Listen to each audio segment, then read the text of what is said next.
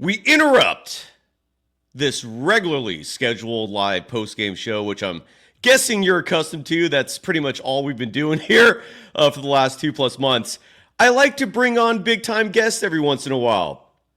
I feel like it brings good perspective. It adds prestige for the program. And when it comes to the NBA, I don't know who bigger, I don't know who better than ESPN's Mark Jones. He joins the program next. Welcome to the Golden Days. They always find something to nitpick, and that's because there's expectations for us to win. It was a pretty crazy night. Let's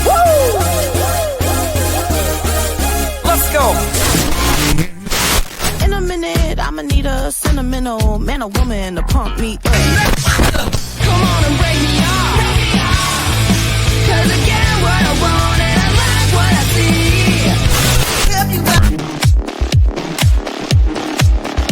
Hey, now, Mark Jones, the voice of the NBA. Hey now. Welcome to the Golden Days. I am your host for this afternoon or evening, depending on when you're watching this.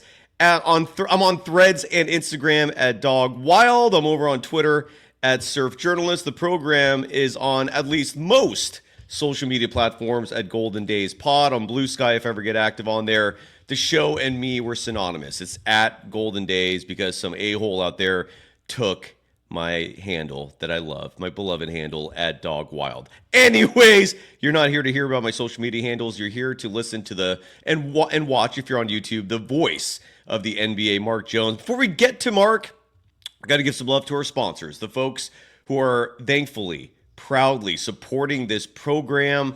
This is still a very new venture. We've been on YouTube and on the podcast spectrum for maybe 6 months now after I migrated from the old show I was doing. So for everyone here who followed me from the last show and even before that, welcome. For the new audience members, welcome as well. If you are new to this show, you're joining a program that provides the best insights, the most accurate analysis when it comes to the Golden State Warriors and the greater NBA. And as a result, again, we can't thank our sponsors first and foremost in terms of who's paying those bills, in terms of who's supporting us on the sponsorship side. Underdog Fantasy, a brand new sponsor. Look, you know you've made it when a client as big as Underdog Fantasy is sponsoring your program.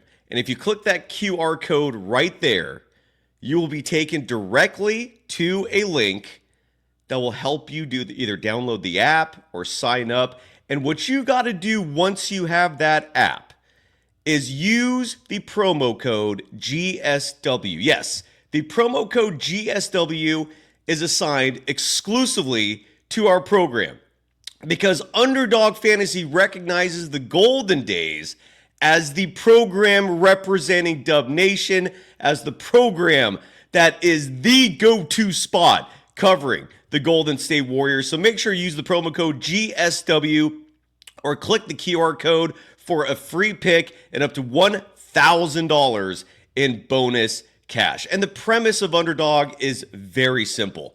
It's all about whether a player is going to achieve higher or lower than a set figure. And if you guess correctly, you win money. Minimum of 2 picks. And I'm so involved in this, I just made a deposit so I can start playing along with the audience. And I publish my picks on my social media application so you could follow along with me. If we lose, we lose together. Misery loves company. And if you win, you're welcome. Let's ride together. I'm posting my selections on my social media applications and hope you can play along. It is fun. It's legal in California among over 30 U.S. states. Underdog Fantasy. Again, use the promo code GSW or click the QR code for a free pick and up to $1,000 in bonus cash. Today's episode is also brought to you by Dr. Tom Rosanelli, the hair restoration specialist, another very prestigious client that we have on this program. I can't be thankful enough to have the services of Dr. Tom Rosanelli sponsoring and supporting this program. Gentlemen, if you're at that point where you need some help, and look, almost all of us are going to get there at some point. I'm going to be calling Dr. Tom Rosanelli soon myself. Don't get me wrong on that front. Rick Barry, the Hall of Famer, he's a former patient of Dr. Tom Rosanelli. Again, call 415-931-9881 or visit rosanelli.com to get his services. And last but not least, today's episode is brought to you by BetAnySports. And all you have to do is aim your camera at the QR code right above me or click the link in the YouTube or podcast description for a 30% welcome bonus on your initial deposit to an elite, to a premier sports book that has, I believe, the highest reviews online. So I cannot strongly recommend it enough. You're supporting the program huge by either clicking on that QR code or the link in the YouTube and or podcast description to sign up with BetAnySports, one of the prestigious sports book. I also created an account there, so if you want to play along, you can. You're welcome to. And last but not least, this program is brought to you by longtime sponsor BetOnline. They continue to be the world's most trusted betting platform and your number one source for online betting in 2025. Whether you're a seasoned fan, a first-time bettor, we just had the divisional round of the NFL playoffs. Titillating action. We're recording this on Martin Luther King Jr. Day, which is chock full of NBA action. Why not go to BetOnline, bet on the action. BetOnline, the game starts here. Alongside me is the voice of the NBA.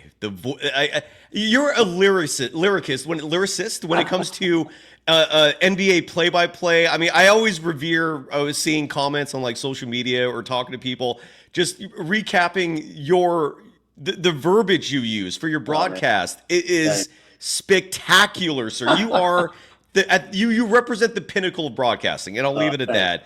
You're phenomenal. I don't even know where people can follow you on social media anymore, because I believe you're on Blue Sky. You could tell the audience where people can follow you. But sir, Mark Jones of ESPN, the voice of the NBA, how the hell are you doing on this Martin Luther King Jr. Holiday? And great to see you, sir. Oh man, thanks. Thanks for having me, man. You do great work on your show, and glad to be a guest. Enjoying the MLK Day holiday. Not working it today. There was several years in a row where we were always doing games on ESPN, whether it be down in Memphis or other locations. But it's nice to be able to be here at home and watch the full menu of games on TV from here on the East Coast right now, noon until deep into the night at about 11 o'clock this evening. And it's a great day. It's great to see some of the celebrations of the late great Dr. King around the country in the different arenas, and to hear some of the players speak poignantly and from the heart about his contributions, his heroic and brave contributions to our country, and his efforts to make it live up to its so far unfulfilled promises of equality. So it's a great day. It is a fantastic day.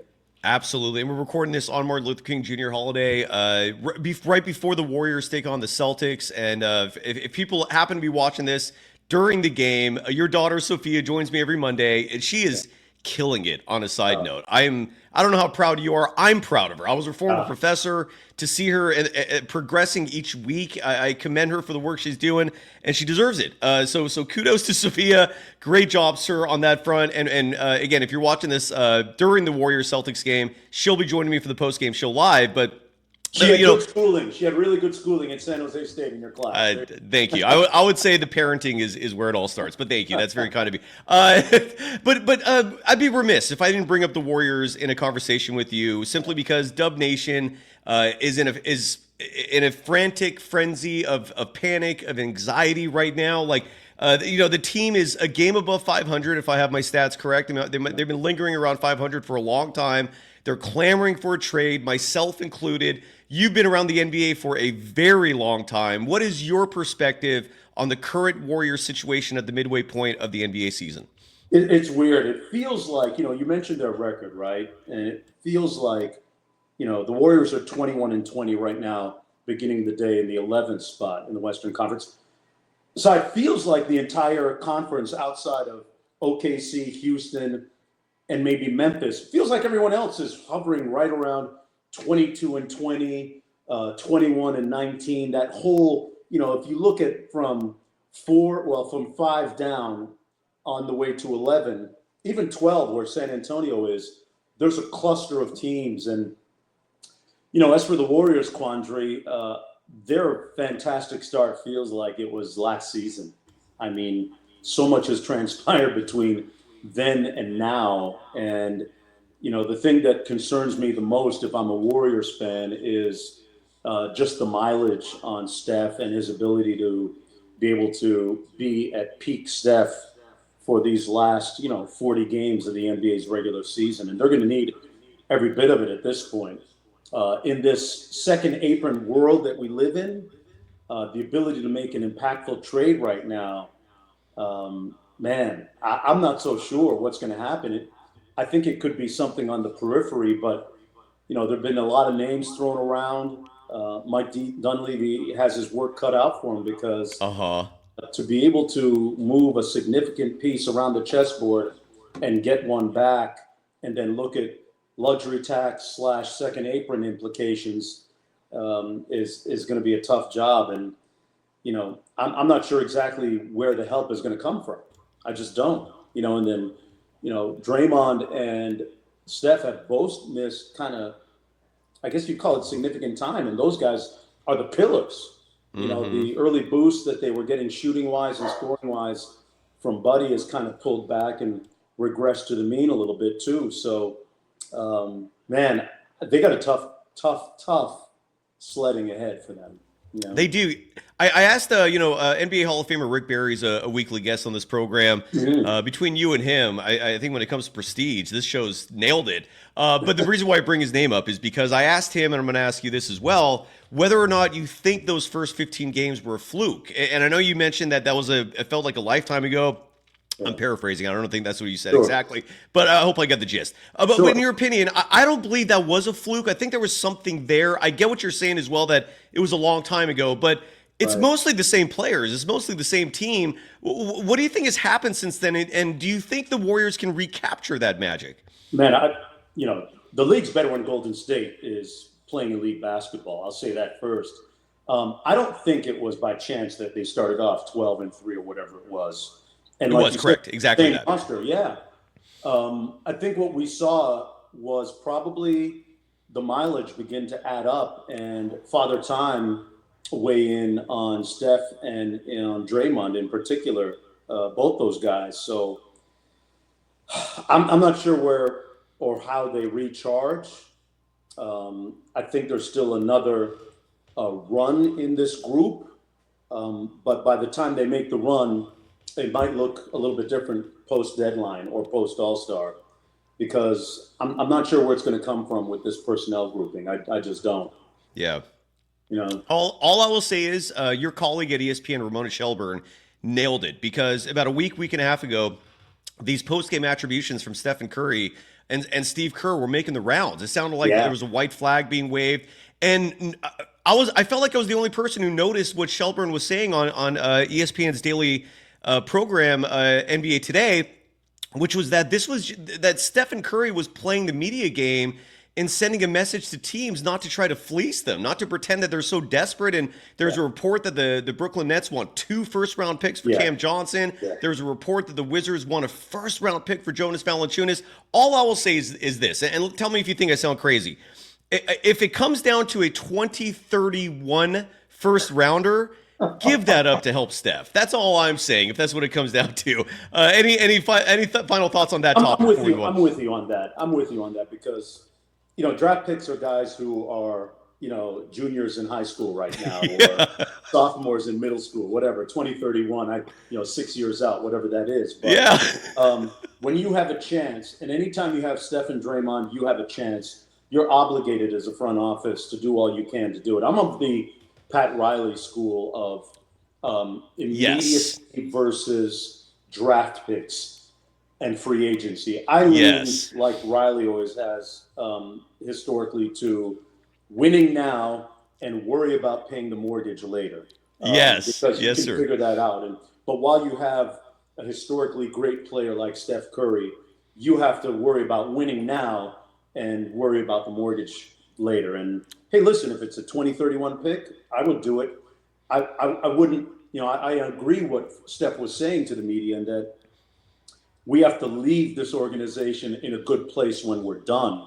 We can't Right. leave them strapped, is what he was intimating. But at the same time, you have to fulfill your obligation to win in the moment, which is now for Golden State.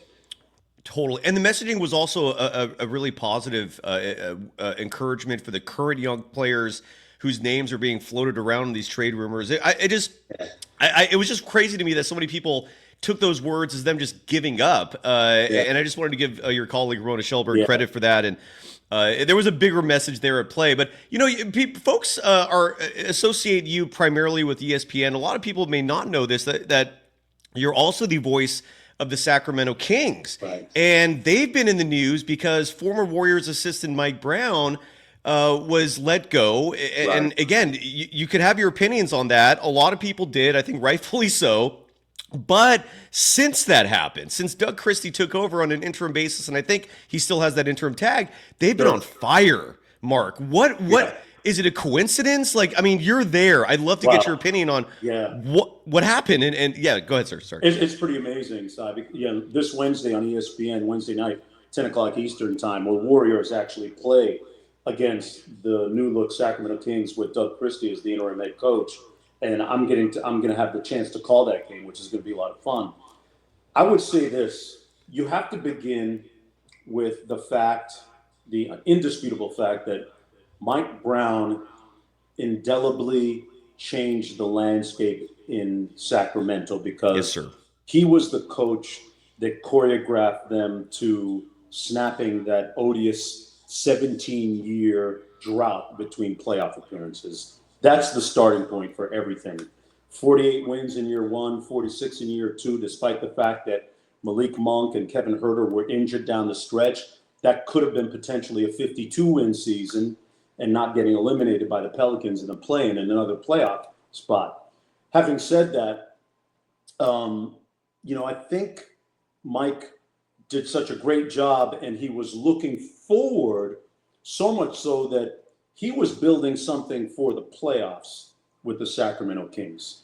He was looking at advancing this team in nuanced sense to be able to win in the playoffs with being able to exploit matchups, improve the team defensively, and things like that. But in the meantime, you've got to get there during the regular season. And I think in absorbing some of those things that Mike was getting across to the team, there was a steep learning curve that was taking me perhaps a little bit longer than they thought. And thus the 5-game home losing streak, the coaching change. Would they have turned it around under Mike? They might have. The fact of the matter is, in reality, they have turned it around under Doug. And his voice as a former player, his enthusiasm, have really got this team in a good way right now. And what does it look like when you hear players, as they've said over the last couple of weeks, we've simplified things. Okay, what does simplified look like? Offensively, they're playing a lot faster. They're top 5 in offense since Doug took over the last, 11 games. He's 9-2 now. They're playing a lot of early offense. They're getting into their sets quickly. They're getting shots really early in the shot clock. They're running a lot of early drags. And if they don't get something in the first 7 seconds of the offense, they're throwing it to Domas at the top of the lane, and they're running some delay action. Malik Monk has flourished. Keegan Murray has rejuvenated and resuscitated his entire game offensively. Yes. Keon Ellis has been incredible as both a starter and coming off the bench. And Domas and Fox have been Domas and Fox. And here's another nuance that people might be missing, is that Sacramento was not doing well in clutch time games under Mike Brown. My belief is they would have turned it around at some point because they're just too good. They had De'Aaron Fox and DeRozan, the top fourth quarter players in the NBA, over the last 2-3 years. But they have turned it around in reality in clutch time under Doug. And those two guys are doing their thing, DeRozan as well. So, Sacramento right now is just, I think it's 1 game out of 6, 2 in the loss column behind the Lakers. And like I said, the whole conference is like 22-20, 21-20, 29-1-19, 19-21. Take your pick. You can't give away too many games. And the Kings have an important, after the game against Golden State coming up on Wednesday on ESPN, they have an important 6-game road swing coming up. So that's going to determine a lot. And another thing, too, is this is that time of year, you've been covering this game a long time. Between now and February 14th is when guys' minds collectively start wandering. They're thinking about going to Miami. They're thinking about going to Punta Cana. Thinking about going to all these wonderful, lush vacation spots during All-Star break. And you can let go of the rope a little bit if you're not careful. So this is where the good teams will become very myopic and lock in and win some games and perhaps even steal some. I have a random question for you, and I'm guessing a lot of people will understand the value of this question. How do you personally develop your grammar? Your lexicon is very impressive. I always advise people read books.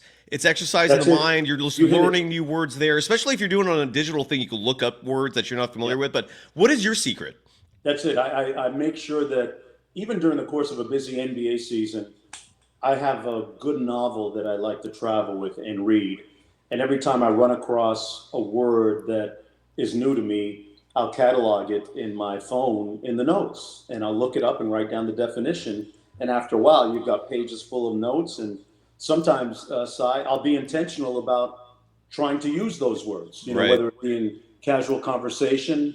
It's all about trying to improve yourself, whether it be for on air or even off air. And I got a little bit of a head start. I think I've told you before that my grandfather was an English professor, and my dad was very fluent in Latin, Spanish, and English. And in fact, when we used to go visit my grandfather, my brother and I, man, it was like we would have to define words for him at the dinner table, man. He was a very, very strident teacher and made sure that we could use the language really well. So, and my dad, he gave my brother Paul and I no free passes when it came to, English homework. If we so casually even said, "Hey, Dad, what does the word nugatory mean?" Oh, it's Latin for the root of the word is nugus, noti, nobilis, or whatever. And he'd spit out 3 different forms of the word, and we'd be like, "Oh no, can you just tell us what it means?" It got painful at times, but I've come to appreciate it. Oh my! Well, that explains everything. I didn't know that about your grandfather, though. He was a English professor. Where at? In Jamaica. He was a missionary in Africa, and then emigrated to Jamaica, and that's where my dad was. My dad was actually born in Africa, in Nigeria, emigrated to Jamaica. My dad was born in Jamaica, then Toronto, and then I'm here. Impressive. Yeah. That explains a lot. Crazy story, man. Yeah. That's a great story. Oh my God. I'm sure you could you have a million tales within that to indulge the audience with, but there's not enough time today for that. Mark, final question, and I'll leave it on this note just because I feel like I like to ask questions that I feel are most pertinent for you in terms of the audience. And this question involves the ratings, the interest of the game. That's been a talking point for a long time. I think it's safe to say you are the last reason why, if it's true that the ratings are down, and the reason why I say that is because a lot of the measurables that we used to determine that have changed and evolved. Right. So I don't even know if we know for certain they're down, but at least that's what the reports are saying. Yeah. What do you think is going on there? Does the game need improvement? Your thoughts, sir? You know what? I mean, when you look at the valuation of the franchises and the value of the collective television contracts, the game's in a very, very healthy place. So I don't know what the problem is. After the recent Christmas Day games, we got a bump in the ratings, and we're actually in the black. We're not in the red collectively anymore. These narratives about something being wrong, about the game being unwatchable, I don't understand it, because I think the game's in a great place right now. People talk about the 3-pointers and this and that. I did Memphis San Antonio on ESPN on Friday night, and the Memphis Grizzlies are the highest scoring team in the NBA. And Doris and I were painstaking about explaining how different they are. They don't run the same type of offense like a lot of the other teams, like the majority of the other teams. They attack and invade space. That's what Taylor Jenkins' philosophy is. They invade space. They look different. They play different. Not a lot of ball screens, the fewest ball screens in the entire NBA. We explained all that. So, I think part of it is incumbent on the broadcasters to get away from low-hanging fruit and lazy narratives and explain what's going on the court and tell these guys stories. Talk about Jalen, the rookie for Memphis and from Sacramento, who was a steal in the second round and didn't have any scholarship offers coming out of high school, was a Sacramento Player of the Year, and went to Sonoma State, a Division II school in California, and then hit the portal and went to Washington State and became the second round pick, and now he's a one of the top rookie scorers in the NBA, almost 12 points a game. We have to tell those stories and personalize it to the point where, we have to get involved. Like, I went and spoke to Jalen Wells when I had that Memphis game, and I said, "Hey, Jalen, in Sacramento, how many people do you have coming to your game here?" He goes, "I got 124 tickets." So I said during the game, the most impressive thing about Jalen is he's making a homecoming here to Sacramento with his Memphis teammates. And he, more impressively, rounded up 124 tickets with the help of some veterans who chipped in. So we have to humanize, personalize, create that connection between the viewer and the player. I think that's how we grow the game. I really do. And I don't think there's anything wrong with the game right now as it is. I think that's just how we make it better.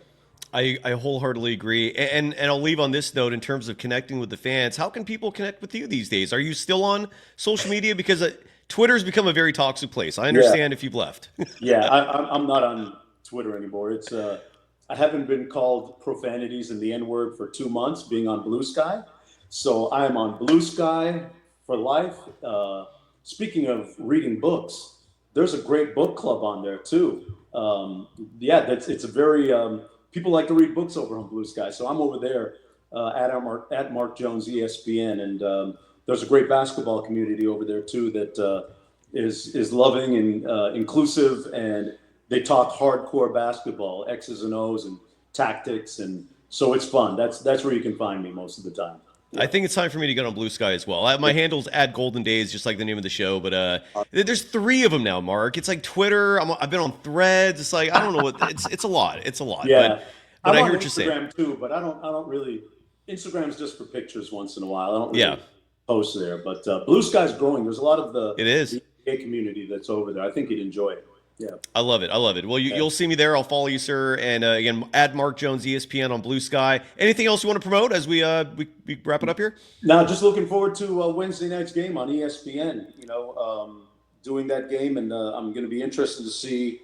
Hopefully, Steph and Draymond are on the court and healthy. And like I said, I when I'm wearing my national TV cap, I root for both teams, both Sacramento and Golden State. Yeah, I don't hear bias. Mark, you're a professional. I don't hear bias when you're calling these games involving the Warriors and Kings. I think you do.